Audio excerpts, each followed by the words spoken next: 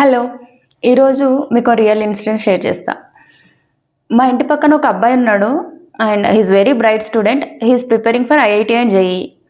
Out of curiosity నేను తనని "నువ్వు ఏ బ్రాంచ్ చూజ్ చేసుకుంటావు?" అని అడిగిన. అప్పుడు తను ఒక సెకండ్ బ్లాంక్ అయిపోయాడు. అయిపోయి తర్వాత "నేను ఇంకా ఏ బ్రాంచ్ డిసైడ్ చేసుకోలేదు. నాకొచ్చిన ర్యాంక్‌ని బట్టి నేను బ్రాంచ్‌ని చూజ్ చేసుకుంటా" అని అన్నాడు. అర్థమైతుందా అసలు ఇది ఎంత పెద్ద మిస్టేకో? సమ్‌హౌ వాళ్ళకేది ఇష్టమో ఆలోచించకుండా ఉండడానికి రీజన్ మనమేనేమో అనిపిస్తది. ఎందుకంటే మనం మంచి ర్యాంక్ తెచ్చుకో, మంచి ర్యాంక్ తెచ్చుకో అని చెప్తాం గానీ, ఎప్పుడు నీకేది నచ్చుతుంది?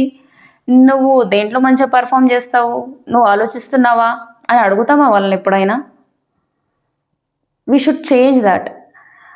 ఎందుకంటే ఒక మిసలైన్‌మెంట్ వల్ల చాలా ప్రాబ్లమ్ అయితుంది ఫ్యూచర్‌లో.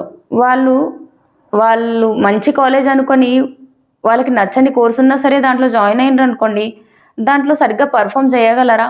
వాళ్ళు వాళ్ళ స్కిల్స్ ఇంప్రూవ్ చేసుకోగలరా? బికాజ్ ఎంత మంచి కాలేజ్ డిగ్రీ ఉన్నా స్కిల్స్ లేకపోతే జాబ్స్ ఇచ్చే రోజులు పోయినాయి.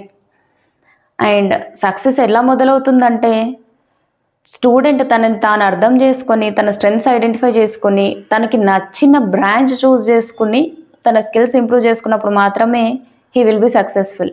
If not, it might be a disaster. Thank you.